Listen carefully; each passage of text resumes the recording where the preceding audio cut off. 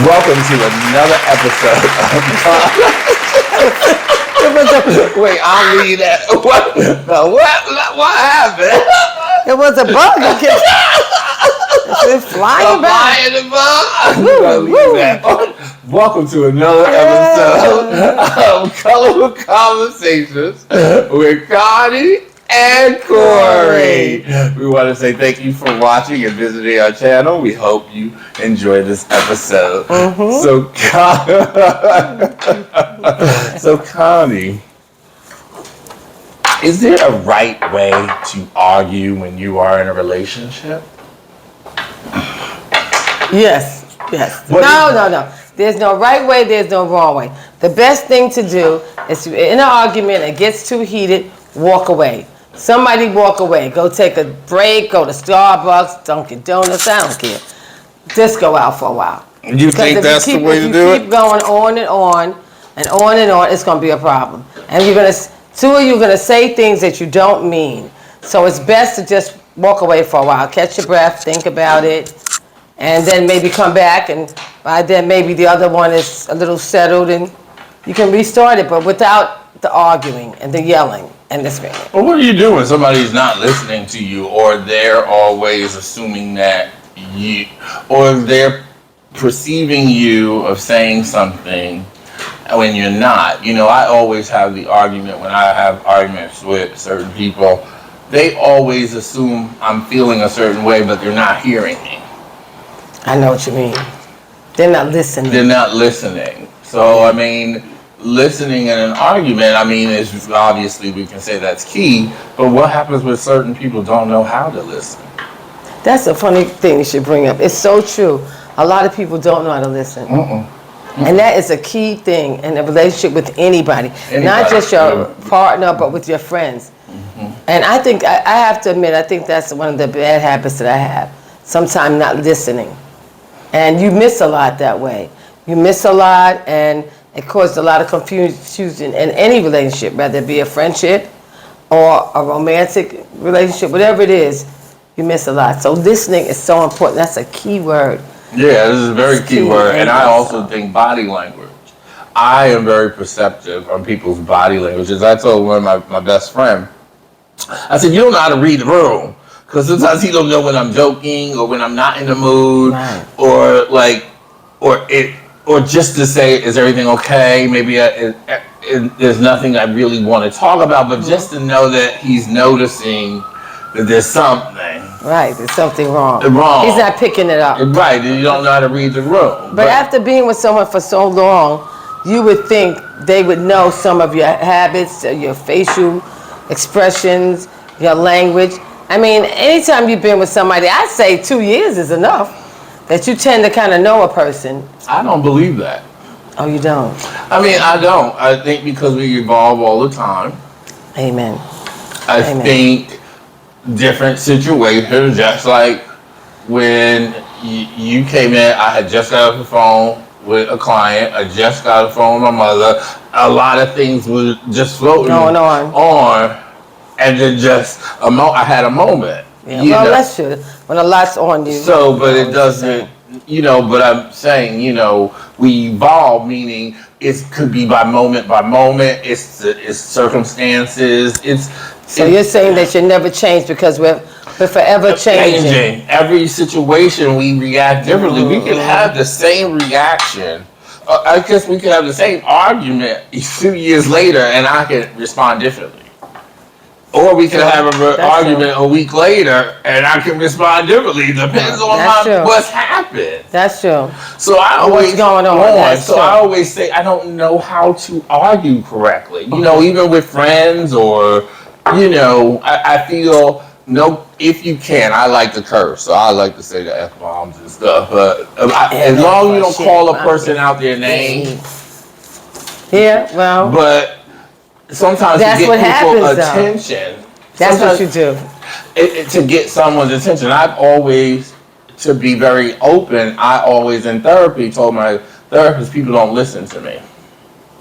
Oh, you think that they don't? They don't. I think they don't because they're not responding to me based on the messaging that or they're not responding the way you want them to respond. No, that might be true too. I think that's what I mean. I can speak for myself. No, I agree. They're not responding to me the way I want. But sometimes I agree with that, but then I also disagree with it because sometimes they're not listening. They're responding on their ideas and their opinions. They're not responding to what I just told you. You know what I mean? Not you, but just in general, them. You know, so I don't know.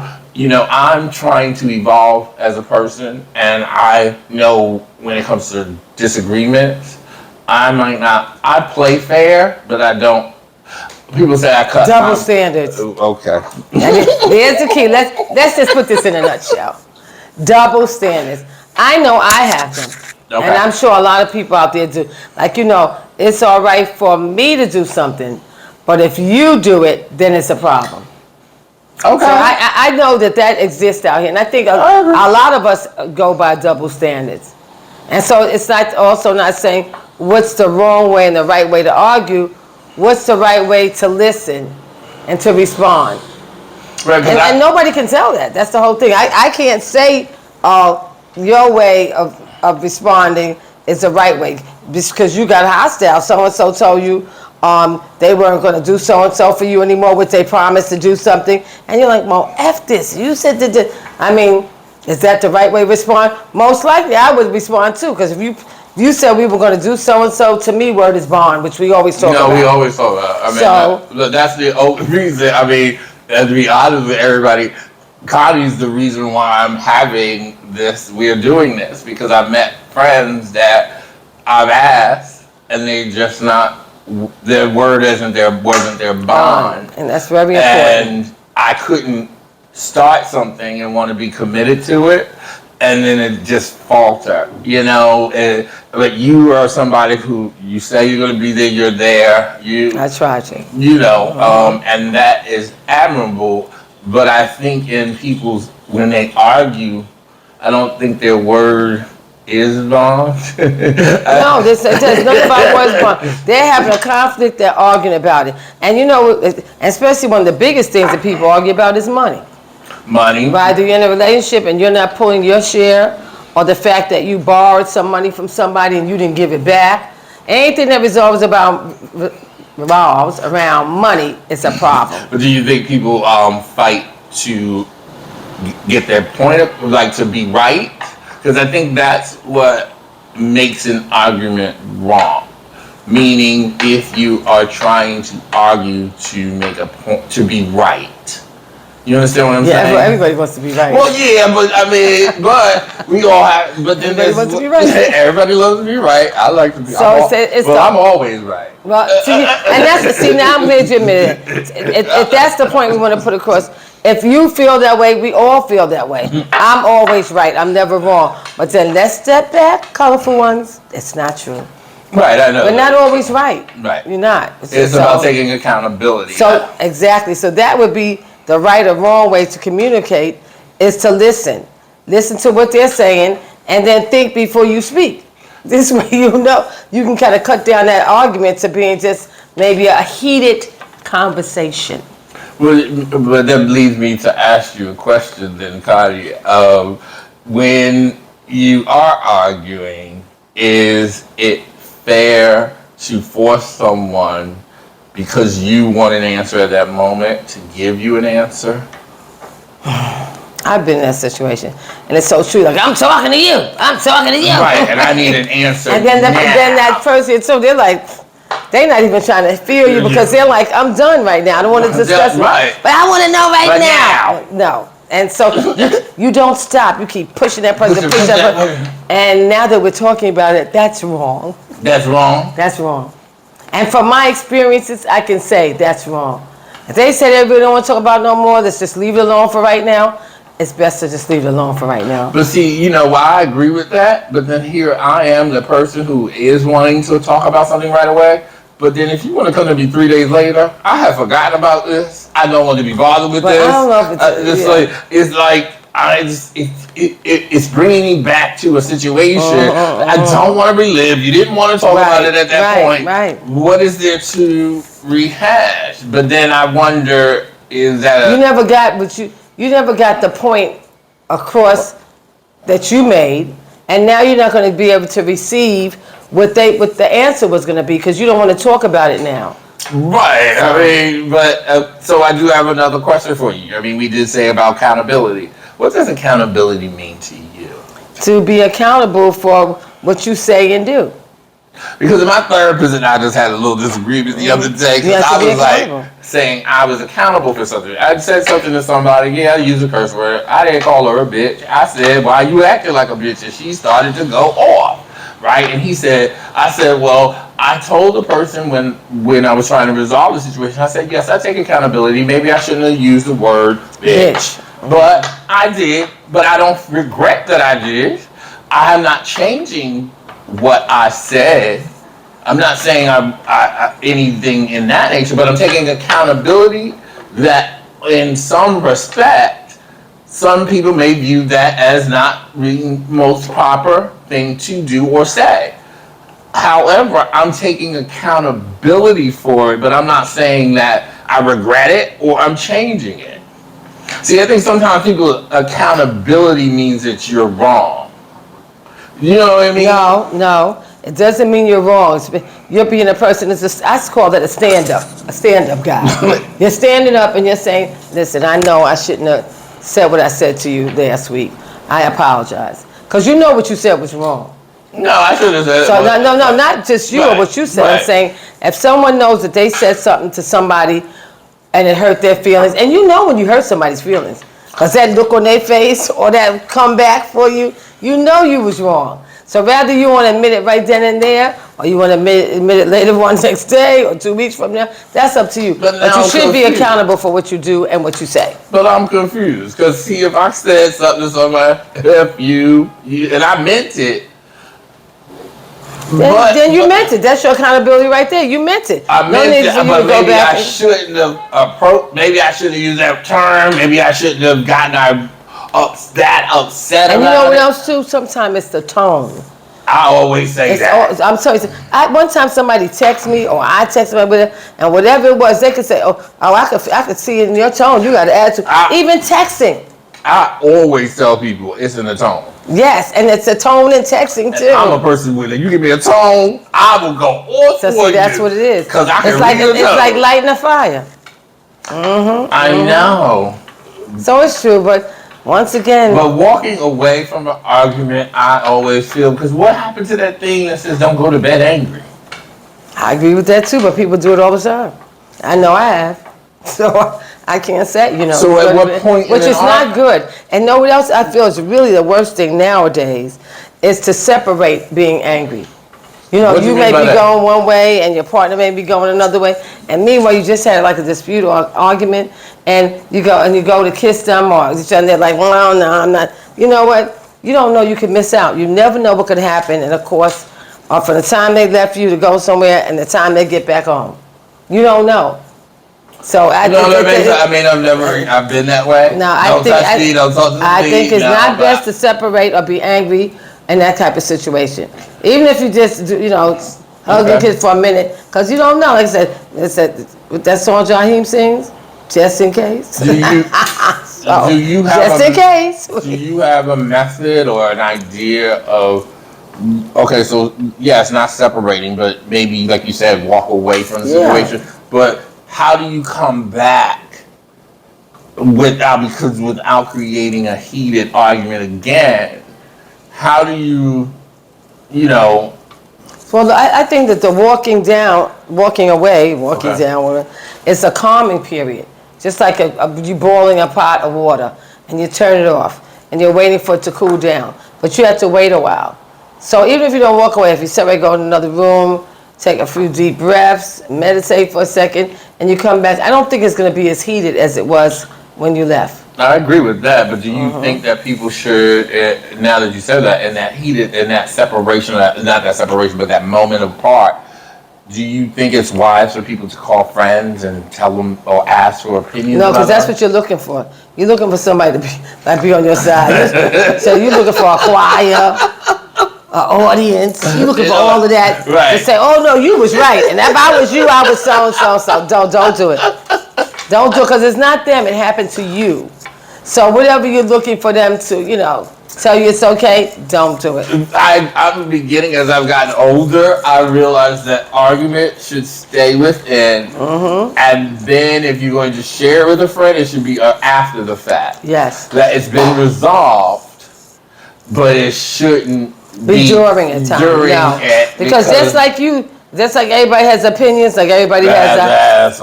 So that that's going to be their opinion about your argument, about your dispute with your loved one or your best friend, and they don't really know. So it's best you just deal with that on yourself. Take it to God. That's the best place to go. Take it to God. Right. Take it to God. So I do, before we wrap up, I do have one more question for you. Because as a single person, do you think a person in a relationship should help someone who's single, maybe dating someone but not in a long-term relationship, should be giving dating or just advice on arguing to a single person? No, not at all. You figure that out yourself. Like I said, I'm going to give you advice for a situation I've probably been going through myself on many occasions. Whether you be single or in a relationship, advice is advice. Sometimes it's best for you to just go through it on your own. Think about it on your own. And once again, as we said, listen.